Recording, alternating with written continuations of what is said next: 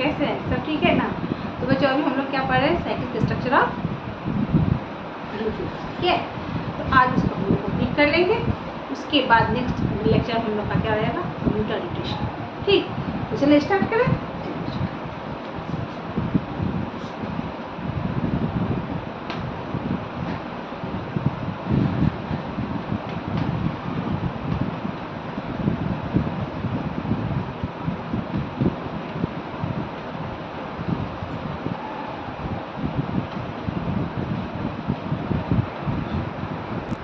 तो हम लोगों ने पढ़ा था ना क्या?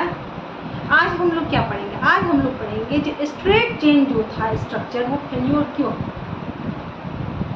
हमें साइक्लिक स्ट्रक्चर ऑफ ग्लूकोज की जरूरत पड़े। पहले साइक्लिक स्ट्रक्चर कैसे बना इसका रिमाइंड करवा लेते हैं, है ना? फिर से रिमाइंड कर लेते हैं। क्या होता है? कार्बन ग्लूकोज का कितना होता है? 6 कार्बन, 1 2 3 4 5 एंड 6। ये क्या था? इसमें कौन सा ग्रुप जुड़ा हुआ है? एल्डिहाइड। रेड ग्रुप जुड़ा हुआ है बच्चों, है ना? और इसमें क्या होगा? फर्स्ट पे ये OH, इधर H। सेकेंड में क्या होगा? H, यहाँ OH। थर्ड कार्बन पे OH, H। Fourth carbon OH, H यहाँ, एंड इसमें लास्ट क्या है? CH2OH। हाँ ना बच्चों, यही है ना? ठीक, अब क्या बना था? किसका फॉर्मेशन हुआ था? पहला क्या बताया था? इसमें ये कार्बन क्या है? ये कार्बन है sp2 हाइब्रिडाइड। और sp2 हाइब्रिडाइड जब double bond sp2 hybridised, triple bond क्या होता है? sp होता है ना, एंड सिंगल बॉन्ड क्या होता है? sp3 हाइब्रिडाइड। हम लोग पढ़ चुके हैं, ठीक है? तो ये डबल बॉन्ड है, क्या है? sp2 हाइब्रिडाइड। और sp2 हाइब्रिडाइड का कैसा ये होता है? शेप कैसा होता है इसका? इसका शेप होगा आपका प्लेनर होगा ना। अब प्लेन है तो क्या होगा? इस पे कोई भी इलेक्ट्रॉन दोनों तरफ से अटैक कर सकता है, आगे से भी पीछे से भी, क्योंकि ये तो प्लेन है, ठीक है? और इसमें हेमी एसिडल का फॉर्मेशन होता है। तो उसमें भी मैंने आप लोगों को पढ़ा चुकी है मैं आप लोगों को। यहाँ पे तो सारे ऑक्सीजन के पास लोन पेयर इलेक्ट्रॉन है, लेकिन सबसे सेकेंड लास्ट कार्बन वाला ऑक्सीजन जो है वही क्या करता है? अपने इलेक्ट्रॉन को किस में डालता है? इस कार्बन को डोनेट करता है। वाई? क्योंकि ऐसा करने से 6 मेंबर रिंग चेन बनता है, जो कि 7 मेंबर रिंग चेन से भी ज़्यादा स्टेबल होता है, सबसे ज़्यादा स्टेबल होता है ना बच्चों? तो इसलिए ये क्या करेगा? ये ऑक्सीजन जो है सो अपने इलेक्ट्रॉन को इस कार्बन के पास डोनेट करेगा, कार्बन को देगा। क्योंकि कार्बन के साथ मोस्ट इलेक्ट्रोनिगेटिव एलिमेंट जुड़ा हुआ है, तो इसमें पार्शियली प्लस चार्ज आ जाता है, ठीक है? इलेक्ट्रॉन की कमी है, डिफिशियंसी है। और जब भी इस पे ये इलेक्ट्रॉन अपना देगा तो क्या होता है? ये ऑक्सीजन अपना इलेक्ट्रॉन ले लेगा, और ऑक्सीजन अपना इलेक्ट्रॉन ले लेगा तो ऑक्सीजन पे आ जाएगा प्लस चार्ज। उसको स्टेबल करने के लिए क्या करेगा? यहाँ से जो ये ऑक्सीजन है ये अपना ले लेगा, जिसमें माइनस चार्ज आ जाएगा, और ये जो इलेक्ट्रॉन देगा इसमें प्लस चार्ज आ जाएगा। अब ये ऑक्सीजन अपने प्लस चार्ज को स्टेबल करने क्या करेगा? इस हाइड्रोजन से ऑक्सीजन ले लेगा, और जब भी ये हाइड्रोजन से ऑक्सीजन लेगा तो इस हाइड्रोजन पे प्लस चार्ज आ जाएगा, और इस ऑक्सीजन पे माइनस चार्ज है, तो ये हाइड्रोजन कहाँ ट्रांसफर हो जाएगा? इसमें ट्रांसफर हो जाएगा। ये तो हेमी एसिडल फॉर्मेशन है। अब अगर आगे से अटैक करेगा तो कौन सा ग्रुप बनेगा?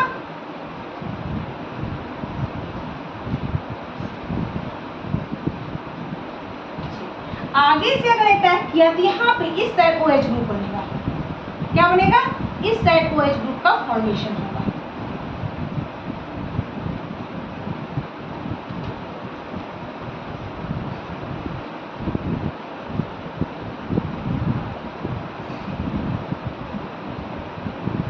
एंड इधर और ये यहाँ को। अब अगर राइट साइड OH ग्रुप आया तो ये क्या हो जाता है? इसको कहते हैं अल्फा डी ग्लूकोज। क्या कहते हैं बच्चों इसे? Alpha D glucose. Alpha D glucose.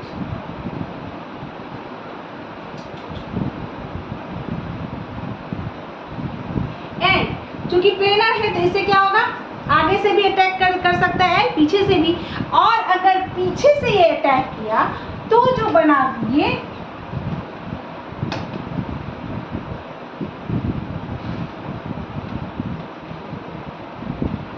ये इसमें OH ग्रुप इस साइड आ जाएगा। किधर आ जाएगा? लेफ्ट साइड में आ जाएगा।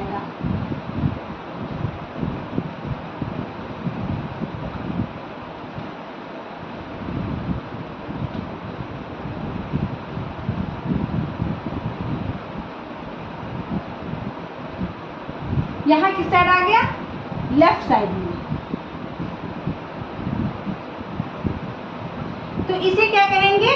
Beta D glucose. क्या कहते हैं बच्चों इसे? Beta D glucose. ये alpha and beta D glucose हो गया। आगे बात समझ में? ये sp2 हाइब्रिडाइज है एंड ये जो है सारे 1 2 3 ये 4 जो कार्बन है ये sp3 हाइब्रिडाइज है। साथ में इनकी चारों वैलेंसी अलग अलग ग्रुप से जुड़ी हुई है, कंप्लीट हुई है, इसलिए यहाँ पे ये 4 क्या है बच्चों? ये 4 कायरल कार्बन है। लेकिन जैसे ही साइक्लिक स्ट्रक्चर बना तो देखिए ये कार्बन भी क्या हो गया? कायरल कार्बन हो गया क्योंकि ये भी चार बॉन्ड बनाया, 1 2 3 4। इन चारों बॉन्ड जो है अलग अलग ग्रुप से जुड़ के बने हुए हैं। ये भी sp3 हाइब्रिडाइज हो गया एंड क्या हो गया? डबल बॉन्ड हट गया ना। और इसमें भी क्या है? चारों ग्रुप अलग अलग ग्रुप से चारों वैलेंसी कंप्लीट हुई। तो क्या जैसे ही साइकिल बनेगा, साइक्लिक स्ट्रक्चर होगा तो ग्लूकोज में कितने कायरल कार्बन हो जाएंगे? ग्लूकोज में 5 कायरल कार्बन हो जाएंगे। कितने हो जाएंगे बच्चों? ये 5 कायरल कार्बन हो जाएंगे। सबसे बड़ा चेंज क्या हुआ? सबसे बड़ा चेंज हो गया जो यहाँ पहले सिर्फ 4 कायरल कार्बन थे, अब क्या हो गया? 5 कायरल कार्बन हो गया। ग्लूकोज 2 फॉर्म बना।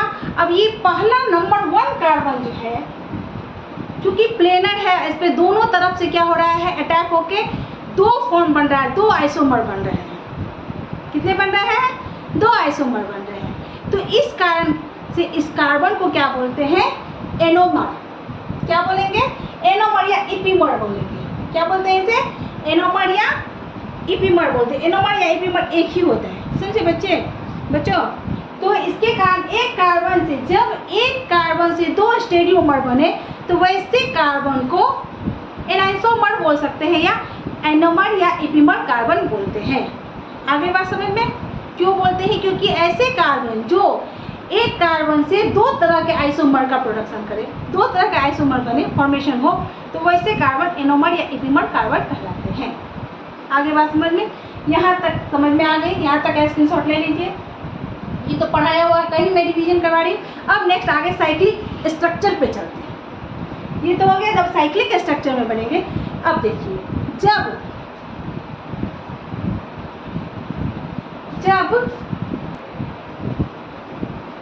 अब इसका साइक्लिक स्ट्रक्चर पे हम लोग चलते हैं। क्या चलते हैं? Cyclic structure. ये रहा 6 मेंबर रिंग, एक जरा ऑक्सीजन। यहाँ ये पहला कार्बन, दूसरा कार्बन, तीसरा, ये आगे का पार्ट है, इसलिए इसको क्या करते हैं? डार्क करते। ये इसलिए इसको थोड़ा डीप कर दी, ठीक है? ये पहला कार्बन, दूसरा कार्बन, तीसरा, चौथा, 5वां और 6ठा वैलेंसी ऑक्सीजन से कंप्लीट हुई। आगे बात समझ में? अब मैंने आप लोगों को बता चुकी हूँ आप लोगों को जो अगर OH ग्रुप राइट साइड में जुड़ा हो तो क्या होता है? तो उसे बिलो नीचे में लिखते हैं एंड जब OH ग्रुप लेफ्ट साइड में हो तो उसे ऊपर में लिखते हैं, ठीक है? अब देखिए कैसा स्ट्रक्चर था? 1 2 3 4 5 एंड 6। पहला जब अल्फा का ग्लूकोज बना तो इसमें OH, यहाँ OH H OH and CH2OH, यहाँ H, यहाँ OH H एंड यहाँ H। ये क्या है बच्चों? अल्फा डी ग्लूकोज है ना, ये अल्फा डी ग्लूकोज है। तो क्या बोली थी? जो लेफ्ट साइड में रहेगा वो बिलो रहेगा। तो सबसे पहला कार्बन पे क्या है? लेफ्ट साइड में यहाँ OH, दूसरे में भी यहाँ OH, तीसरे में राइट साइड, सॉरी हाँ सब में क्या है, राइट साइड में है तो नीचे, लेफ्ट साइड में, तीसरा में लेफ्ट साइड में है तो यहाँ OH, चौथा में फिर OH, एंड पांचवा में यहाँ क्या लगाएंगे, CH2H, एंड जहाँ खाली है वहाँ पे क्या लगेगा बच्चों, H H H H। आगे बात समझ में, ये हो गया क्या, alpha D glucose and beta D glucose जो होगा, बस कुछ नहीं, सिर्फ इसका मिरर इमेज प्रोसेस, बस क्या होगा, ये सिर्फ एक्सचेंज होगा, सिर्फ ये एक्सचेंज होगा। यहाँ पे बीटा डी ग्लूकोज में क्या हो जाएगा, ये तो ऐसे ही रहा, यहाँ पे ऑक्सीजन, पहला कार्बन, दूसरा, तीसरा, चौथा एंड पांचवा, बस यहाँ चेंज हो जाएगा, यहाँ OH, यहाँ H, और रेस्ट जैसे था वैसे ही रहेगा, है ना बच्चों। CH2OH, यहाँ हो जाएगा OH H OH H H and H, ये हो गया बीटा डी ग्लूकोज,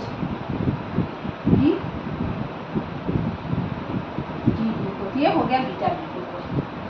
अब देखिए, जब 6 मेंबर रिंग जो रहता है उसमें ऑक्सीजन लगा रहता है, इसे क्या कहते हैं बच्चों, इसे पैरीन कहते हैं। क्या कहते हैं, पैरीन। अब चूंकि ये ग्लूकोज का ग्रुप है एंड इसमें ऑक्सीजन लगा हुआ है, इसे क्या कहेंगे, ग्लूकोपैरिनोज। क्या कहते हैं इसे बच्चों, ग्लूकोपैरिनोज। ये क्या कहलाया इसका, अल्फा डी ग्लूकोपैरिनोज। देखिए ग्लूकोज, यहाँ पैरिन बीच में घुसा है, इसलिए ग्लूकोपैरिनोज। आगे बात समझ में, चूंकि ये क्या है, ग्लूकोज ग्रुप है एंड यहाँ पैरिन लगा हुआ है, ऑक्सीजन लगा है, इसलिए इसे क्या कहते हैं, इसका नोमेनक्लेचर क्या होगा, ग्लूकोपैरिनोज। यहाँ तक आगे बात समझ में। अब हम लोग चलते हैं क्या, जो ये स्ट्रेट चेन फेल्योर क्यों हुआ, क्यों साइक्लिक चेन की जरूरत पड़ी, तो चलिए समझाते हैं। जा रहे हैं, अब हम लोग पढ़ने जा रहे हैं जो ये स्ट्रेट चेन क्यों फेल्योर हुआ, उसका रीजन, मेन क्या क्या रीजन है। सबसे पहला रीजन है, glucose does not straight chain glucose does not show 2,4-DNP test. ये 2,4-DNP टेस्ट क्या है, 2,4-डाइनाइट्रोफिनाइल टेस्ट। फिनाइल हाइड्रोजीन टेस्ट हम लोग एल्डिहाइड एंड कीटोन में पढ़ चुके हैं।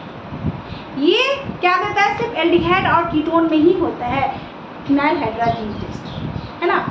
एंड फिनाइल हाइड्रोजीन टेस्ट के लिए ऑक्सीजन का फ्री होना बहुत ज़रूरी है, क्योंकि वो टेस्ट के लिए ऑक्सीजन की जरूरत होती है। लेकिन जब हम स्ट्रेट चेन बनाते हैं तो ऑक्सीजन कहीं भी फ्री है, कहीं भी ऑक्सीजन फ्री है ही नहीं, वो एक दूसरे से अटैच है। तो वहाँ पे क्या हो रहा है, जो प्रोडक्ट बनना चाहिए उसके रिएक्शन के बाद 2,4-डाइनाइट्रोफिनाइल हाइड्रोजीन के साथ जब रिएक्शन करवाएंगे हम एल्डिहाइड का, एल्डिहाइड ग्रुप जो कि ग्लूकोज में प्रेजेंट है, एल्डिहाइड ग्रुप है ना, एविडेंस से पता चला ना जो ग्लूकोज में एल्डिहाइड ग्रुप प्रेजेंट है, जब उसका रिएक्शन करवाना चाहिए, करवाएंगे हम, तो हमें क्या मिलना चाहिए, या तो येलो, या तो ऑरेंज, या तो रेड कलर का सॉल्यूशन मिलना चाहिए, जो कि नहीं मिलता है, बिकॉज उसमें ऑक्सीजन फ्री है ही नहीं जो ये रिएक्शन देगा। तो इस कारण से ये स्ट्रेट चेन फेल हो गया। 2,4-डाइट्रोफिनाइल हाइड्रोजीन, देखिए ये ले लिए फिनाइल का स्ट्रक्चर, ये फिनाइल हो गया, ठीक। और फिनाइल में 2,4-डाइनाइट्रोफिनाइल हाइड्रोजीन, मान लीजिए 1 है NO2, यहाँ 4 हो जाएगा, 1 2 3 4, नो 1 2 3,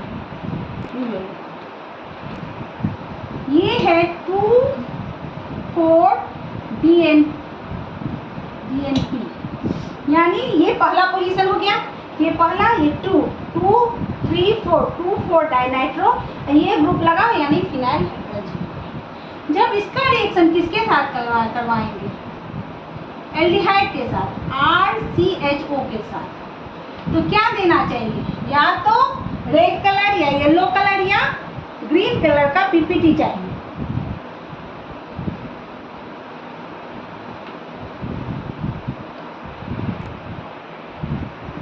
क्या मिलना चाहिए? रेड, ऑरेंज और सॉरी ग्रीन बोल दी थी, रेड, ऑरेंज और येलो कलर का क्या मिलेगा? सॉल्यूशन। जो कि जब हम लोग स्ट्रेट चेन ग्लूकोज से करवाते हैं तो नहीं पीते। रीजन मैंने बता दिया, क्योंकि उसमें ऑक्सीजन फ्री नहीं है और ये टेस्ट के लिए ऑक्सीजन फ्री होना चाहिए। तो इस तरह से बहुत इंपॉर्टेंट रिएक्शन था, फेल्योर हुआ, ठीक है, नहीं हो पाया। ये पहला रीजन ये है जो हमें साइक्लिक चेन की जरूरत है। दूसरा सिप्स बेस जो होता है वो कलरलेस होता है। कैसा होता है? कलरलेस। तो जब इसका रिएक्शन हम करवाते हैं स्ट्रेट चेन ग्लूकोज के साथ तो कैसा मिलना चाहिए? ये रेड कलर का पीपीटी देगा। क्या देगा? रेड कलर का पीपीटी देना चाहिए। बट जब ग्लूकोज के साथ हुआ तो ये रिएक्शन नहीं किया, इसका मतलब काम नहीं हुआ। तो यहाँ पे भी ये फेल हो गया। NH3 क्या है? तीसरा NaHSO3, ये एडिशन प्रोडक्ट जो है हम लोग एल्डिहाइड कीटोन में पढ़ चुके हैं, ठीक है। ये भी इसके साथ नहीं हुआ। यही कारण था कि हमें किसकी जरूरत पड़ी? साइक्लिक चेन ऑफ ग्लूकोज की। Straight chain failure. मेन क्या था? मेन 3 यही था। आगे बात बच्चों समझ में आ गई ना? बात समझ में? अब चलिए आगे देखते हैं हम लोग। चौथा रीजन क्या था? पेंटा एसिटल ग्लूकोज जो है, जब उसका रिएक्शन Na2OH, जब Na2OH के साथ ग्लूकोज का रिएक्शन किया तो ऑक्सीजन का फॉर्मेशन हुआ, है ना। लेकिन पेंटा एसिटल ग्लूकोज ऑक्सीजन का NH2OH के साथ रिएक्शन करके ऑक्सीजन का फॉर्मेशन नहीं करता। आगे बात समझते? लास्ट रीजन में अब हम लोग जाते हैं इसके प्रॉपर्टीज पे। पहला बॉइलिंग पॉइंट देखेंगे, alpha and beta D glucose. दूसरा देखेंगे क्या? Preparation method, alpha and beta D glucose, ठीक है। और stability alpha and beta D glucose. तो चलिए स्टार्ट करते हैं।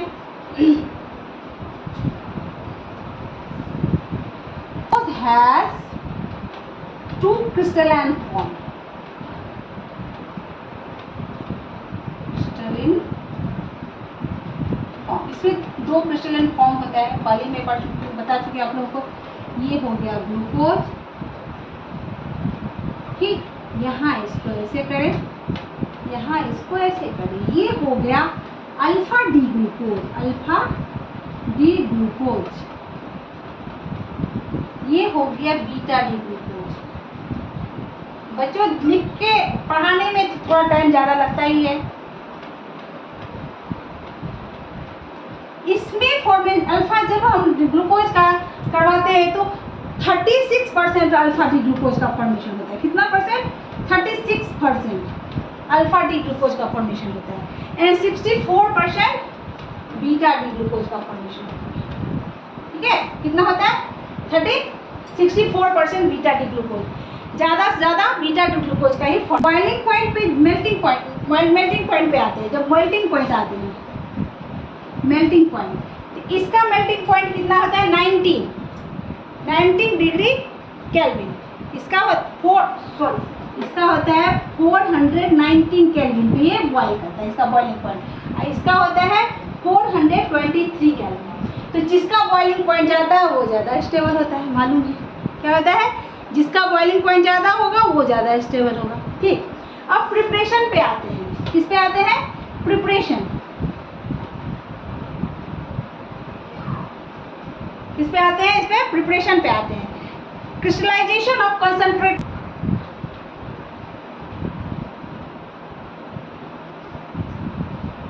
Crystallization of concentrated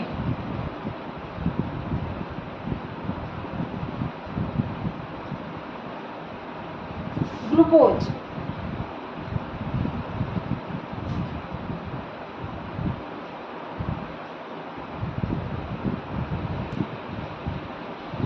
kelvin 303 degree kelvin यानी 30 डिग्री सेल्सियस, यानी कि रूम टेम्परेचर। एंड इसका है क्या है, crystallisation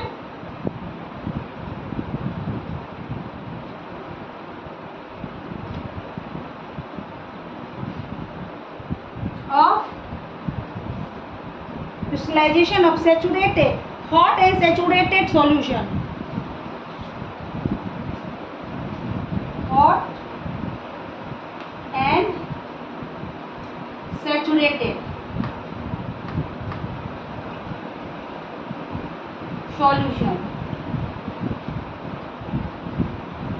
at 371 degree kelvin, 371 degree kelvin, यानी क्या हो गया 98 डिग्री सेल्सियस, यानी वाटर के बॉइलिंग पॉइंट तक, boiling point of water, boiling point of water, इस पे इसका फॉर्मेशन होता है। आगे बात समझ बच्चों, तो ये मेन डी ग्लूकोज का मेल्टिंग पॉइंट कितना है 330, ये फॉर्मेशन जो होता है तो कितना परसेंट बनता है अल्फा डी ग्लूकोज और कितना परसेंट बनता है बीटा डी ग्लूकोज, तो 36% बनता है alpha D glucose and 64% beta D glucose का फॉर्मेशन है। आगे बात समझ में, अगर मेल्टिंग पॉइंट में जाए तो अल्फा डी ग्लूकोज का मेल्टिंग पॉइंट कितना है 419 kelvin and beta D glucose का कितना है 423 केल्विन। ठीक, अब प्रिपरेशन पे आते हैं, प्रिपरेशन पे जो आते हैं तो क्या है crystallization of concentrated glucose at 303 degree kelvin, तो क्या होता है यानी रूम टेम्परेचर पे ही अल्फा डी ग्लूकोज का फॉर्मेशन होता है, जबकि बीटा डी ग्लूकोज का प्रिपरेशन कहाँ होता है crystallization of hot and saturated solution का कितना डिग्री केल्विन पे 371 डिग्री केल्विन पे, यानी कि 98 डिग्री सेल्सियस, यानी वाटर के बॉइलिंग पॉइंट तक। इसमें क्या होता है उसके उतने टेम्परेचर पे ये क्या होता है इसका प्रिपरेशन होता है।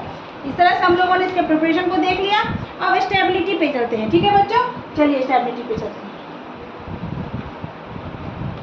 बात पे चलते हैं, चलिए अब स्टेबिलिटी के बात पे चलते हैं।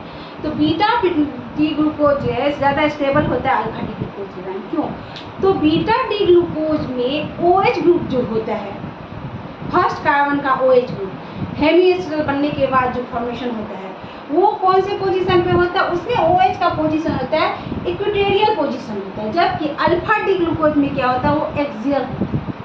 आगे बात समझ में, तो इस तरह से आज हम लोगों का structure of alpha and beta D glucose complete हो गया, यानी साइक्लिक स्ट्रक्चर। अब नेक्स्ट क्लास से हम लोग क्या करेंगे बच्चों, नेक्स्ट क्लास से हम लोग मीटर रोटेशन करेंगे। आई होप आप लोगों को बहुत अच्छे से समझ में आ गया होगा, ठीक है। जिन्होंने सब्सक्राइब नहीं किया जल्द से जल्द मेरा चैनल सब्सक्राइब कर लीजिए और जितना हो सके अपने दोस्तों के बीच मेरा चैनल को शेयर कीजिए, लाइक कीजिए और अच्छा कमेंट कीजिए। मैं ऐसे ही आप लोगों के लिए अच्छा वीडियो बनाती रहूँगी। तब तक के लिए टेक केयर, बाय बाय।